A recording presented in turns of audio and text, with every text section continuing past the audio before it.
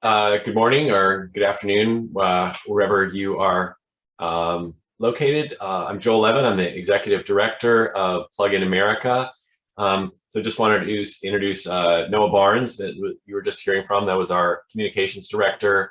And Dr. Peter O'Connor, who's also with us today.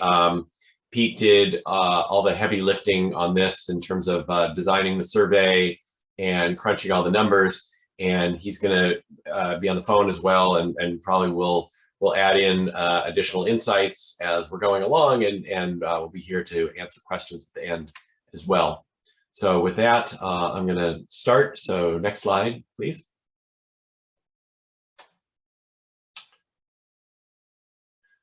So let me tell you a little bit about Plug-in America. So we're a national association of electric vehicle drivers. We're kind of the national consumer voice for EVs. Probably, I'm guessing most of you know us pretty well at this point. We are the national leader in doing brand neutral public education and outreach around electric vehicles. And our membership represents the world's deepest pool of experience in living with and driving EVs every day over a period of many years. Next slide. So today we're talking about our annual EV driver survey. This is our second year doing it. It was carried out last year from September through December. And so it doesn't reflect things that have happened in the last couple of months. So like new vehicles that have come out since January aren't really reflected here. It was filled out by around 8,000 respondents. It was a mixture of people from our mailing list, so Plug-in America members, and also people who responded on social media. So we promoted it on social media, and a number of people answered the survey that way.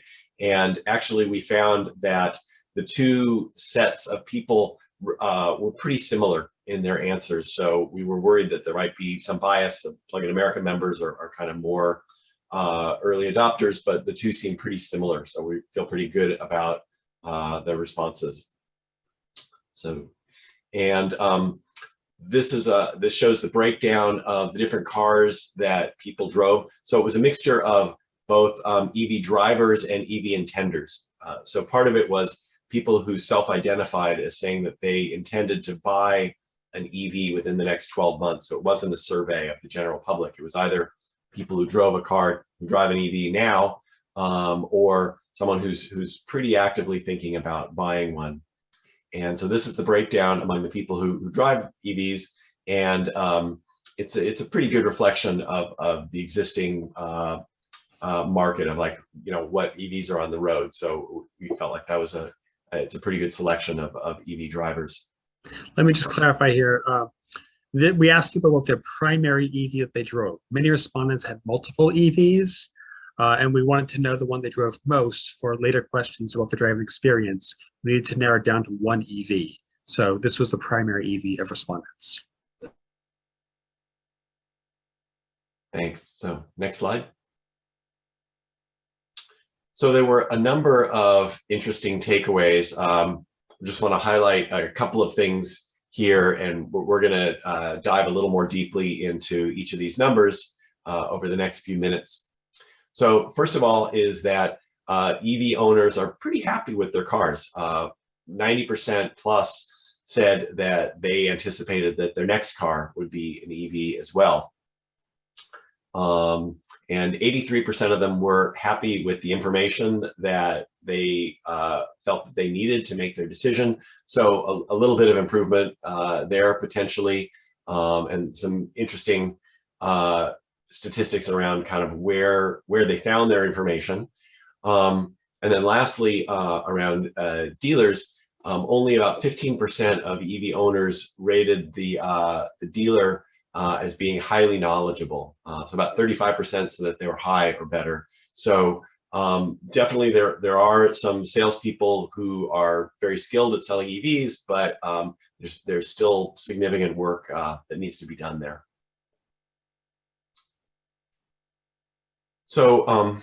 Interestingly, 92% of EV drivers charge at home, prefer to charge at home. So drivers that identified a preferred location, 92% of them said that they like to charge at home. And that's really interesting. We'll look at that a little bit more later in terms of what that means, but that has a lot of implications. And then among people who do charge at home, a quarter of them just use a level 1, just a regular old plug. So they find that that's adequate for their needs. And you would think that that's mainly plug-in hybrid drivers or people with kind of short-range vehicles, but in fact, it's not. So that includes 20% of Bolt drivers, 11% of Model 3 drivers. So a decent number of people, even with fairly large batteries, long-range cars, are charging at home on level 1 and feel like that meets their needs. So that we thought that was a pretty interesting takeaway.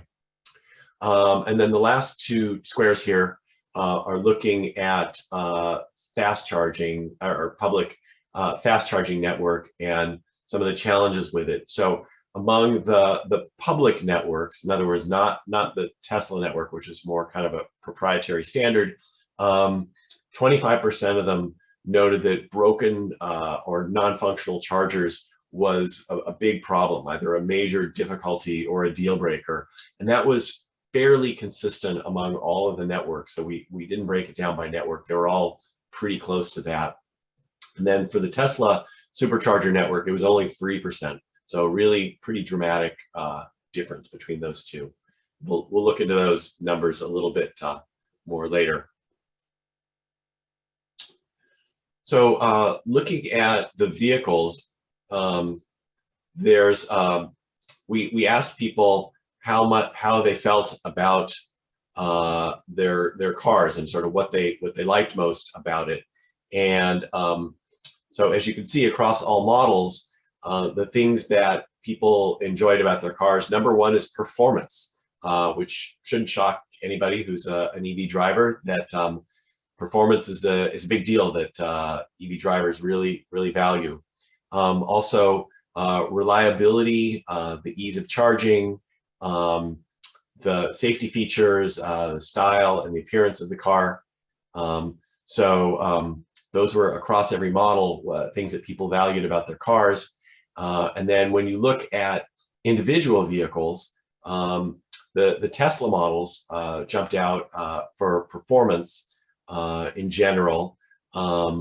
The Ford Mustang, what people like best about it is the styling and appearance. So that seemed to be the top car for that. People really value the appearance on the Mustang.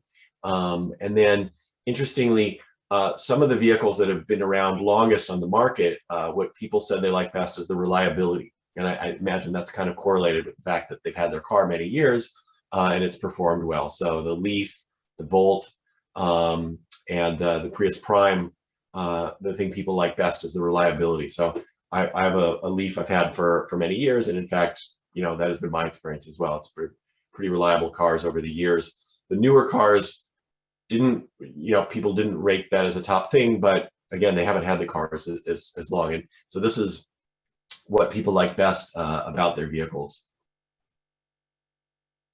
So next slide. So one thing that stood out, the Model Y seemed to have the highest level of satisfaction among all the different vehicles. Over 40% people rated it exceptional in every category. So Model Y drivers seem pretty happy with their cars. And then just below that are the other Tesla vehicles, and the Ford Mustang also seem to have pretty high satisfaction ratings. So as I mentioned, we didn't ask about the age of the vehicles, and that's something maybe we'll ask for future surveys, but it seemed to bias that a little bit, since the newer vehicles, people responded a little bit differently than for the older vehicles. And then, let's see, last thing I wanted to mention here was that the Model Y also was rated exceptional on car, even more than the Model X, interestingly enough, which I think is a bigger car. So people seem pretty happy with the Y. So now looking about people's motivations, like why did they buy an EV? across all the different categories, it seemed like clean air, environmental protection really jumps out. That seems to be a big driver for a lot of people. And then cost savings next, whether it be from fuel or from maintenance. Certainly, if we were to do a survey today with the big jump in the price of gas, I would imagine that cost savings would rank pretty highly.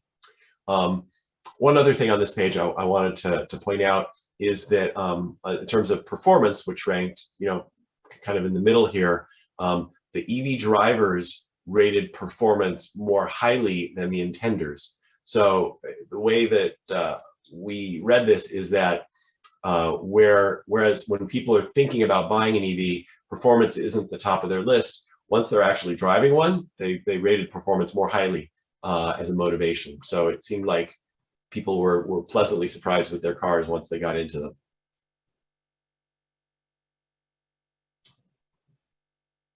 So we asked people also how important it is that the electricity come from green sources, from renewable energy. And maybe not surprising, given that so many people were concerned about environment, a lot of people rated it very important. It was the highest category. So people who drive EVs really do want to see those cars charged on green energy, not power from coal. That seems to be a big thing for them. So this is really interesting. We asked people about the different economic incentives that were important for them in buying an EV, and the number one thing was inexpensive home charging. So the ability to charge at home, and home charging is the cheapest, most convenient place to charge, we know, and so that really was the number one driver. Noah, can you jump forward to the next slide for a second?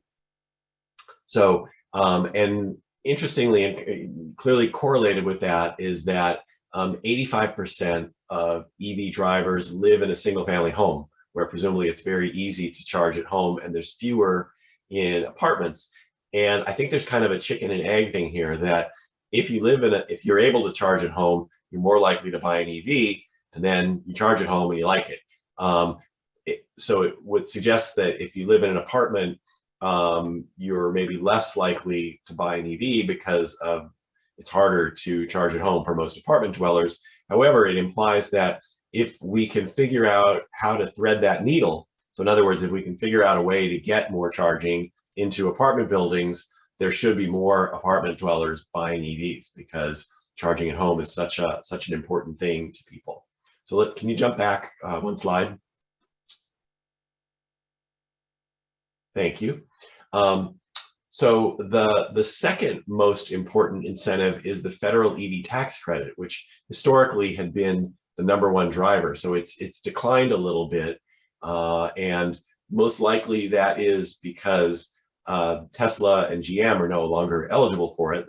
They've already maxed out on the credit, and so it's declined a little bit in importance.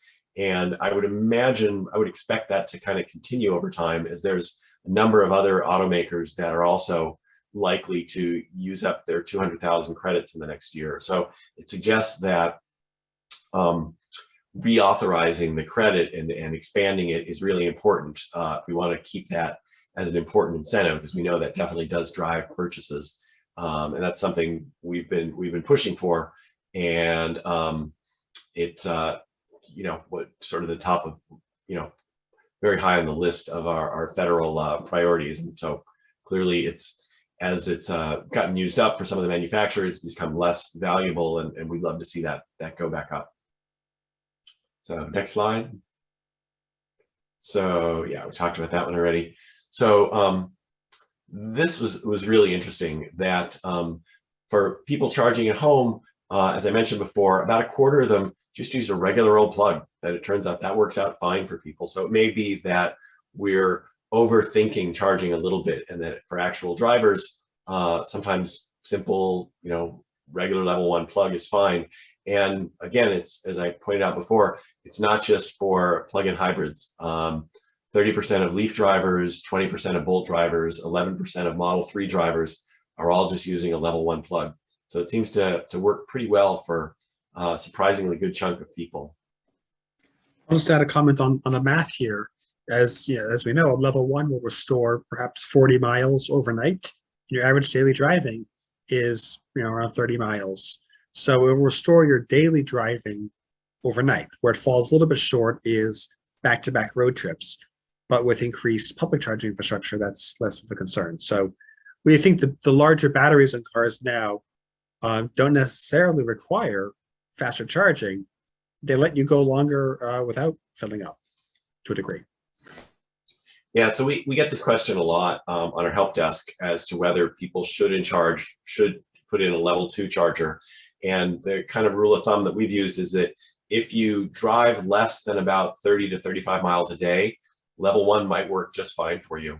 But if you go longer, if you're driving 70, 80 miles a day, that level 1's not going to fully charge you overnight, and level 2 becomes more important.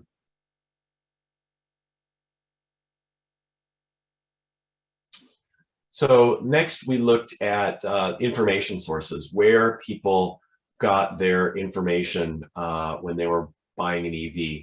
And so the number one source is EV specific websites. So we hear a lot that the traditional auto websites don't really meet people's needs when you're buying an EV. They don't have the information you're looking for. And so people tend to go to EV specific websites. In fact, if you look at the difference between the general auto websites, which is down about 19% or so, versus EV specific websites, is 60% of people use those. It's pretty dramatic that there's a need there. So also user content, like from forums that discuss EVs, video reviews on places like YouTube, and online articles. So EV specific content like that seems to be really valuable to people. At the opposite end, the very lowest is advertising. So people, it seems like they don't get a lot of useful information from the current advertising for EVs. Ride and drives, actually, I should mention that. So Plug-in America and a lot of other organizations do ride and drive events. And so despite the pandemic and the fact that there's a lot more limited events, those are still 30% of people. So those are a valuable way to learn about EVs.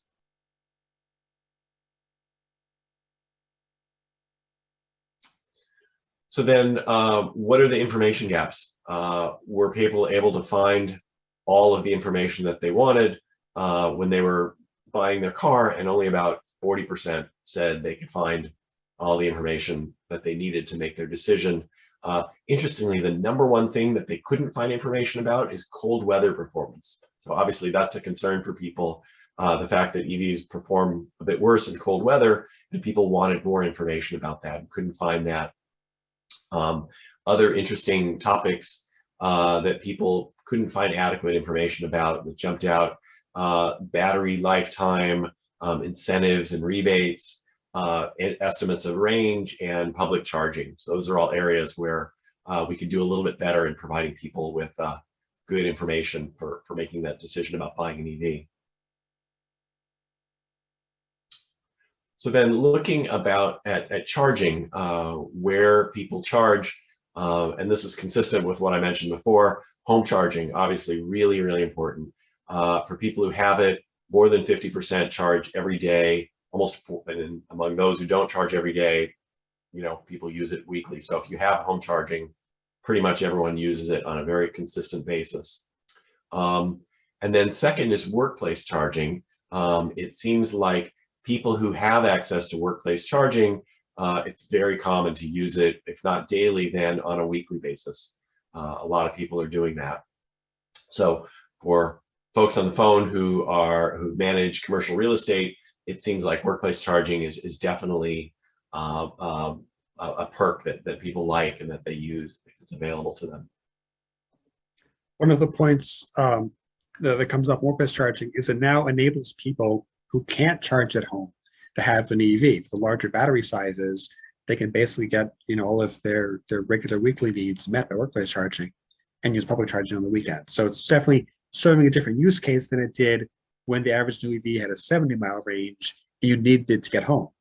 Now it's letting you not even charge at home if you live in a condo or something. Right. So if you have a car that goes 300 miles and you can charge at work once or twice a week, that's probably completely adequate to drive that car.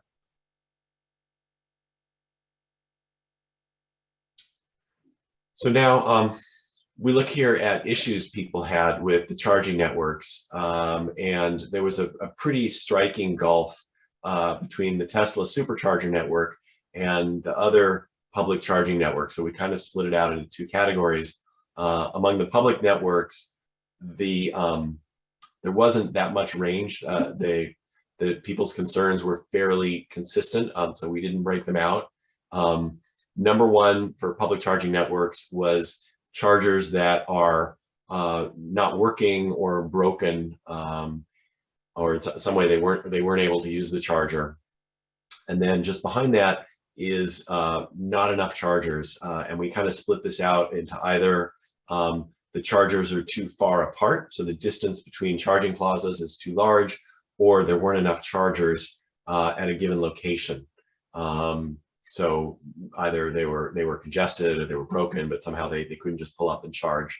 And then charging speed being too slow also ranked as a significant concern. So this is what the public charging networks. If you look at the Tesla network, as you can see, all of these things were significantly lower as a concern. So a real big gulf between those two, the public networks and the Tesla network.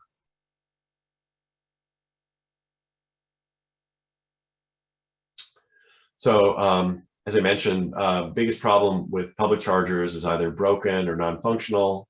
And yeah, I think I hit on all these points already. Okay, so next slide.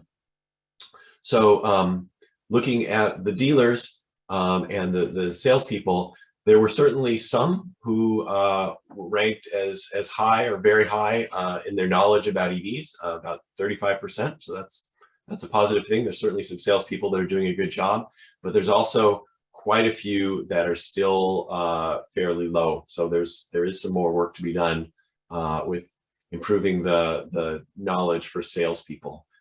So that's kind of a mixed bag with what's going on with dealers. And as people probably know, that's an area where we've been very active, and a lot of people are starting to focus on improving the knowledge set for EV dealers.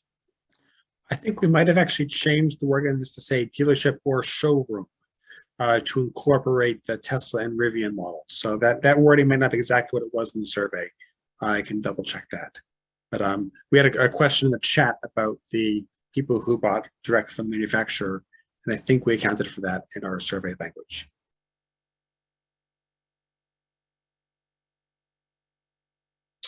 So these are the demographics on the respondents.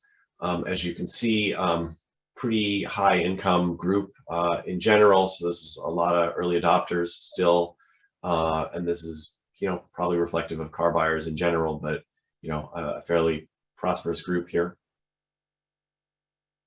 And also kind of an older group as well. The majority are 55 plus. Interestingly enough, the intenders seem to be older than the buyers. So that's kind of, or than the owners. So that's kind of a interesting nuance.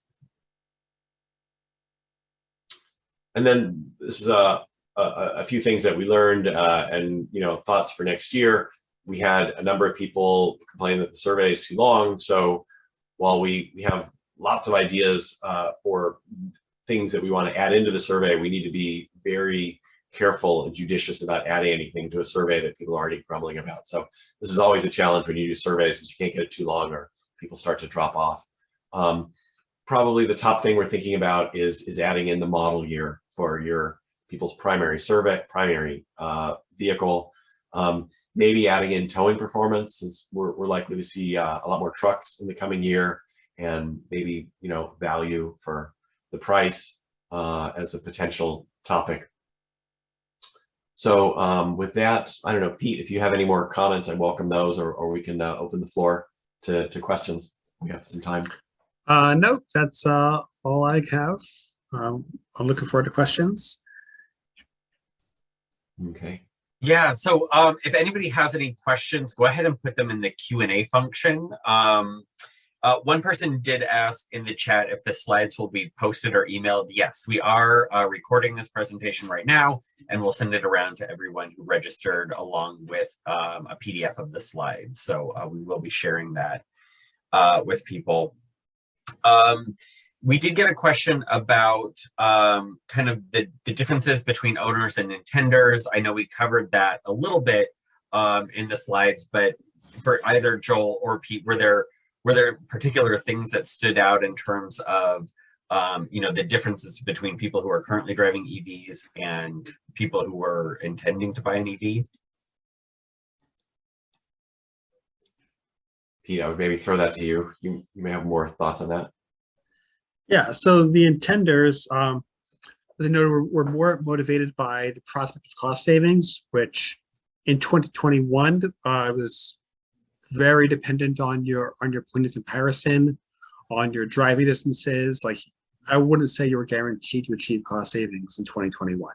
With higher gas prices now, it's probably more vehicles will give you cost savings. But that was definitely a difference that intenders expected that to a larger degree than owners did.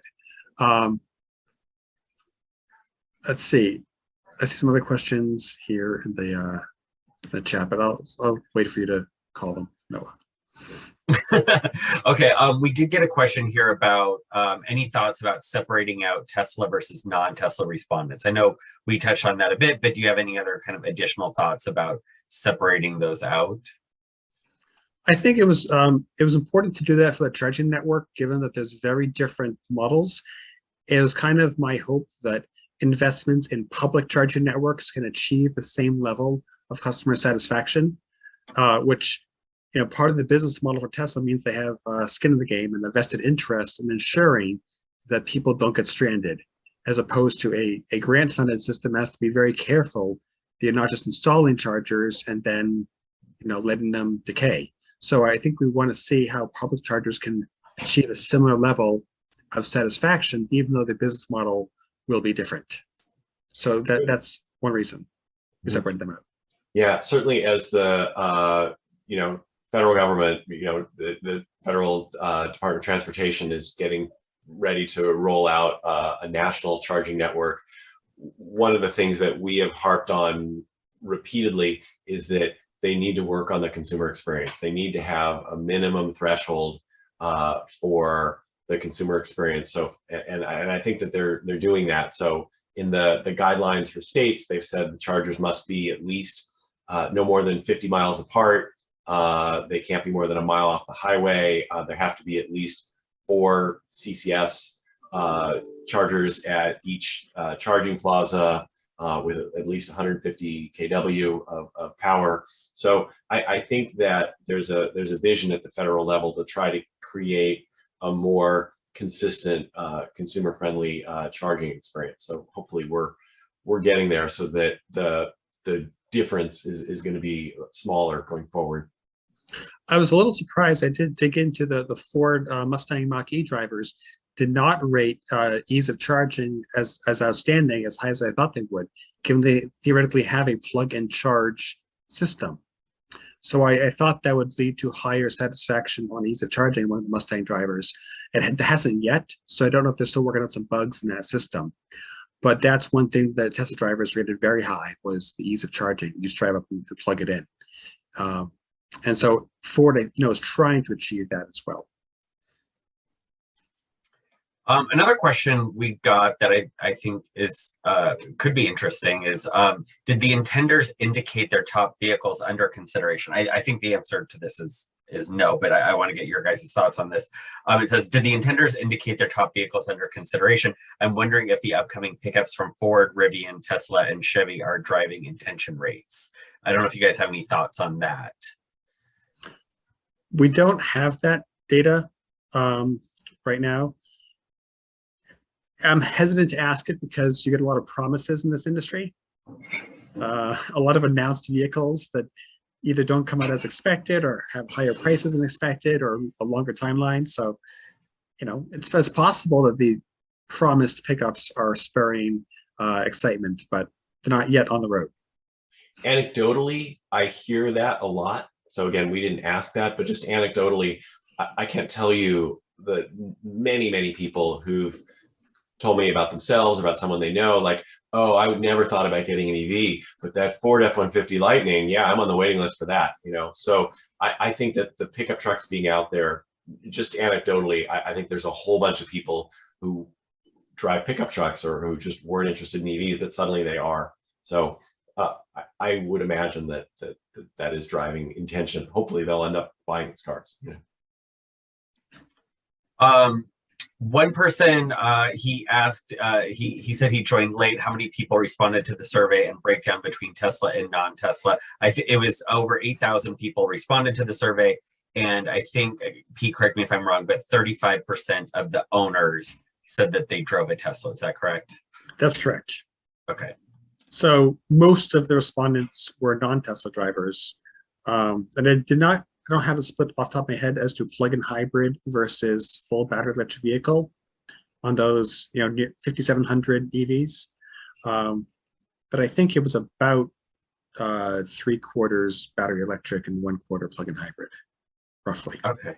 And actually, one person asked in the chat, do you have any information on plug-in hybrids? I'm not sure if there was anything that you can think of that stands out specifically about plug-in hybrids versus battery electric vehicles.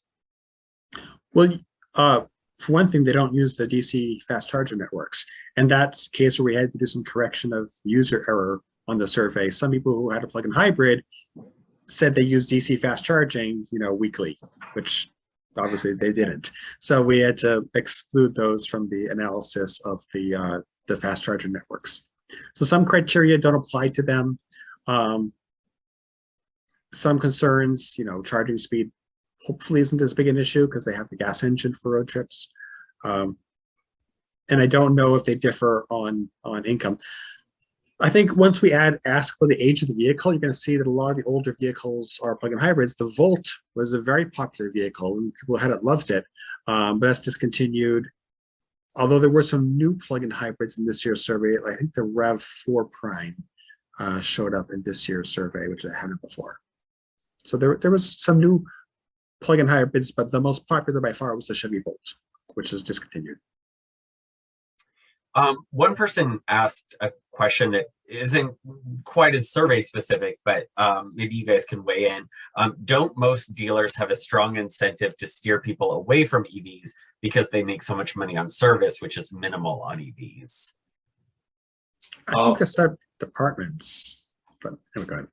Yeah, I can answer that. We don't see that necessarily. What I hear is that the salespeople, they just want to make a sale. They're less concerned about service, and that what we've seen with dealers who are in the PlugStar program is that when the salespeople feel confident about their EV knowledge, when they know a lot about the EVs and they're confident talking about the cars, that they don't do that. That they're comfortable selling the car. It's when the salespeople really don't feel like they know about the EVs, that's when they tend to walk people over to a gas car because they're more confident talking about them. So that's what we've seen is what really drives that is how confident the salesperson feels talking about that car. Someone else asked about information on the racial breakdown of EV owners. Do we have that data, Peter? Oh, Pete, you're on. Yes, I believe we do. I don't think it's going to be significantly different from what the demographics would, what the income demographics would predict. We did ask, see, of the EV owners, 6% were Asian or Pacific Islander, 3% were Black or African American, 1% were Native American, 79% were white. And for the intenders, it was actually slightly less across everything. Maybe just a higher decline to specify in those. So yeah, it skewed more white as would be expected by the income levels. but there are quite a large number declined to specify.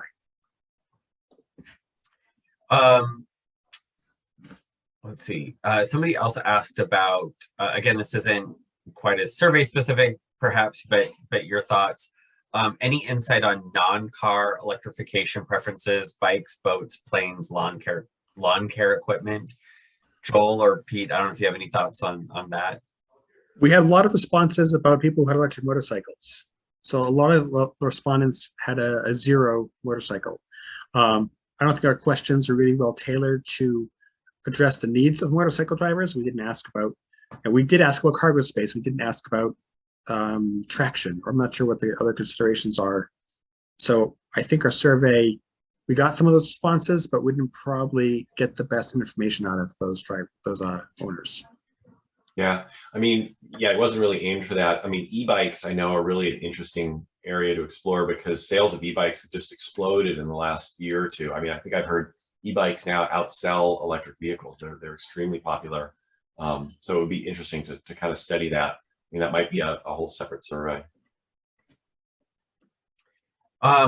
Someone else in the chat asked, there's only one plugin for Nissan Leafs at Electrify America charging platforms, so it is dangerous to drive across the country relying on this platform. Are Leafers considering changing their plugin, or is there a workable adapter? Electrify America is not the only network. I know when I had the Leaf came with the no charge or charge card, which worked at 4 different networks. I did think that their navigation system was rather ineffective at trip planning, but I haven't tried using something like a better route planner for a Nissan Leaf. So I think you'd probably want to rely on apps that can do that for you. I don't know if even doing that, you have a reliable way to get cross country.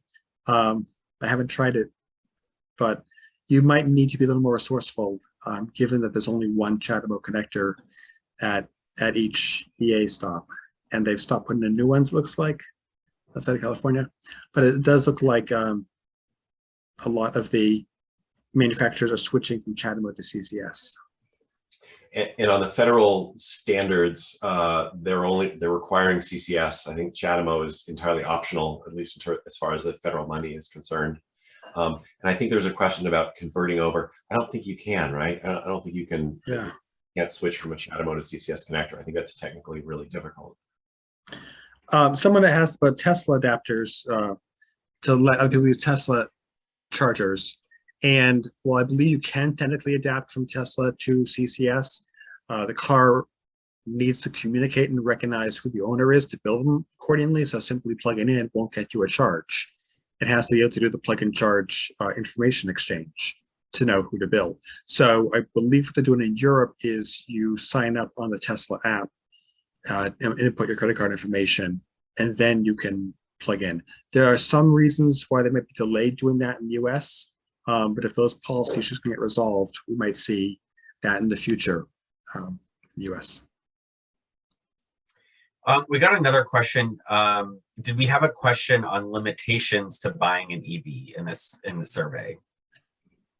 So limitations or reasons why people can't buy an EV? We did ask people who were not considering buying one their reasons why.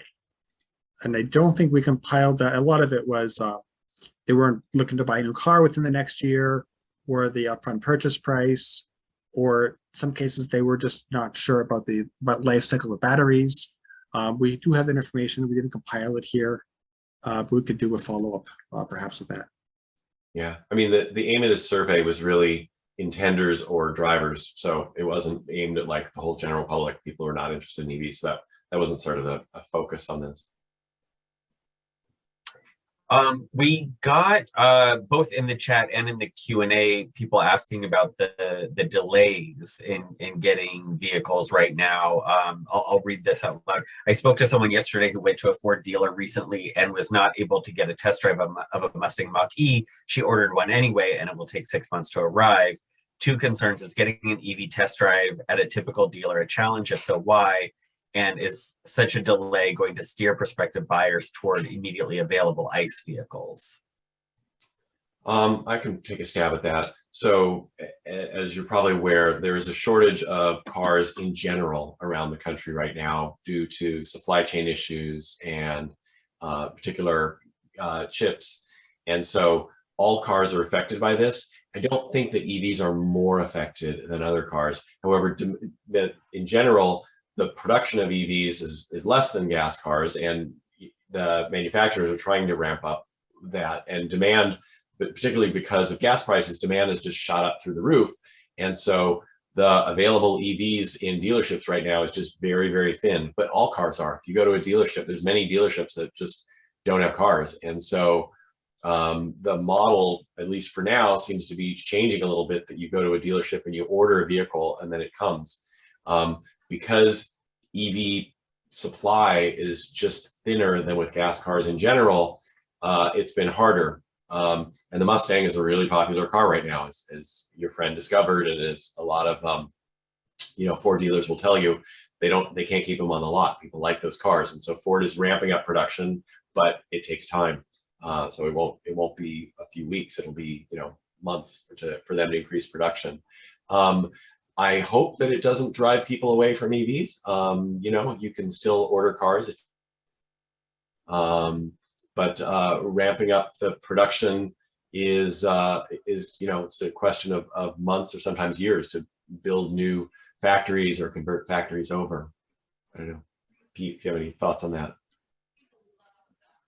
It also impacts like the used EV market. That's also kind of crazy for the past year.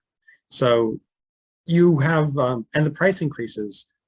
Tesla most notably, but I imagine other ones too have had to increase prices because their costs are going up. And you have these bumps when you have the learning curve decreasing prices over a long period of time. There's still short-term bumps when bottlenecks when prices go up. So we really confident in the long term EVs will keep coming down in price, but right now there's a short-term crunch. Someone else made a comment earlier in the chat, surprising that advertising doesn't really register. Tesla does not advertise, but other manufacturers have spent millions on expensive TV ads showing during huge events like the Super Bowl. One thing on that, we for a few years now have been posting EV Super Bowl ads on our website. We have a blog post on our website where we included all of the different Super Bowl ads from this year. And there was definitely a significant increase. I think there were 7 or 8 ads during this past Super Bowl. And also the first ad for a home charging station. It wasn't all vehicles. This survey was done before this year's Super Bowl. So I think it'll be interesting to see if there are changes in next year's survey. I'm also seeing just in general, even outside of the Super Bowl, a lot more ads for EVs. My hunch is that they're still not the most informative, So I don't know that if we'll see it kind of increase as something that people are using as a way to get information, but perhaps as more manufacturers are doing more advertising, maybe we'll see a difference in future years. I think the phrase of our question, do you consider this a valuable source of information, or how valuable do you consider this? People would feel reluctant to say they based a $50,000 purchase on a 30-second commercial. Like maybe it got them interested and then they did their own research on a website and dug into it in depth. But it feels a little weird to say you got a great deal of information from the ad. It's got buzz. It gives you buzz and maybe a feeling, but it doesn't give you a whole lot of facts in that 30 seconds. Right. Like it may be that advertising is most useful to build awareness. It's useful for sort of like the very tippy top of the sales funnel, that you learn about it, you think about it, but then in order to like really make a buying decision, you need to dive a little more deeply and get a lot more information than you get from that ad. We did just get another question about, it says a little off topic, what is the status of the new federal tax credit? So Joel, I don't know if you want to talk about that. Sure, I can talk about that. So as I mentioned, there's a federal tax credit for many years of up to $7,500 for buying an electric car. Depends on the manufacturer, the specific model, the size of the battery, your own tax liability, but up to $7,500. It's up to 200,000 units per manufacturer. And so Tesla and GM have now used them up, and there's a few other manufacturers that are not too far away. So it's kind of phasing out for a lot of people.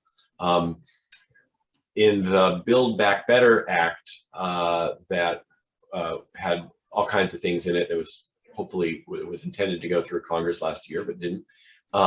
It included an extension of that credit, and actually an expansion so that it could be, depending on the vehicle, up to $12,500. It didn't pass, and at this moment it's very up in the air. So I could say, even though we worked on it really hard, it's not clear that it'll happen this year. So I'd like to think it will, but it's very up in the air. And there isn't currently like a vehicle to get it through, like a big omnibus piece of legislation that it could be put into. So while the tax credit was really popular in general, we found that there was a lot of support for it on Capitol Hill. It was, I think, a victim of the larger politics because of the big package that it was part of, the Build Back Better Act. So I don't know. I wish I had better things to report, but it's very uncertain right now. Well, I think that's most of the questions that we got. Joel or Pete, do you have anything else that you'd like to add before we wrap it up? Let's see, we had a request for a link to the survey. And the survey report we have on our website. I don't think the survey itself is active anymore. But we will have next year's survey on our, make sure we send that around in September. And I see this question about dealership adjustments. So I guess now cars are selling for over MSRP at most dealerships. We can't stop that. That's not something we can do, but everyone's trying to scale up production, I think, and whether it's at the level of mining for minerals or ramped up factory expansion, everyone's trying to get more EVs manufactured. So hopefully this will just be a short-term bottleneck and costs will come down. Yeah, I mean, there is a tremendous amount of production that's coming online. There's now 80 different EVs on the market, which is a big increase even from just a couple of months ago. And there's a bunch of really great models that have just come out very recently. And so over the next year, I expect supply is going to increase pretty sharply. I mean, between General Motors and Ford, they have said that they want to deliver 1 million EVs from between this year and the end of next year. That's a lot of cars if they hit that or even get close. So I think we're going to see a lot more supply over the next year. Demand is going to continue to tick up as well. So I'm very excited about what the market holds for EVs over the next year or so. But almost certainly, the supply is going to be much greater a year from now than it is today. We also actually just got another question sort of related back to the federal EV tax credit. Isn't part of the recently passed big infrastructure bill the building out and upgrading of the EV charging infrastructure, and don't updated EV incentives go along with it? Seems like they go together. Joel, I don't know if you want to address that. Sure. So yeah, unfortunately, those were in two separate pieces of legislation, and one passed and one didn't. So the big bipartisan infrastructure bill was passed by Congress last November. Originally, they were linked, but the Build Back Better Act didn't pass. And so the infrastructure bill had $7.5 billion for charging, for building out the charging network. And that is clipping along. They've put out the guidelines, and the money is mostly going to flow through the states. And so the states are in the process right now of developing their strategies. And, with luck, those first chargers will be going in the ground by the end of this year and continuing over 5 years. So the federal charging network is that is on track. I think we're definitely going to see that. but unfortunately, it's not connected with the purchase tax credit. That part did not pass. So you're right; it would make sense to pass both of those, but that is not what happened. Well, I think that's a good place to go ahead and wrap it up. Thank you so much, Joel and Pete, and thank you everyone for all of your questions and for the good discussion. Joel and Pete, any last words?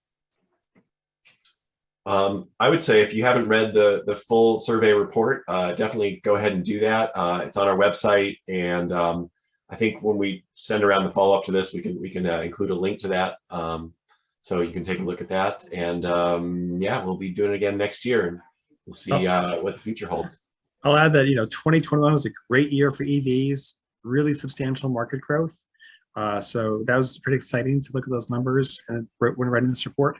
And I hope that this is another great year. 2022 is equally good with rapid market growth. And it sounds like 4% of new vehicles is not a lot, but if we have similar increase, that's 8% this year, and 15% the year after that. So that could be really something.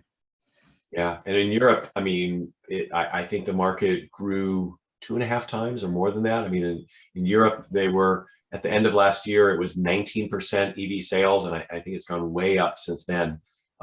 So there certainly is, and in China, the same thing. It's growing very rapidly. So I think there's certainly, if you look at the other EV markets in the world, growth is pretty explosive, and I think it's reasonable to see that's going to happen here too. Great. Well, thank you so much. Thanks, everyone. Like I said, we will be sending around the recording of this as well as the slides and a link to the report. So if you have any questions, you can always reach us at info@pluginamerica.org. Thanks so much, and we will see you again soon. Bye-bye. Thank you, everybody.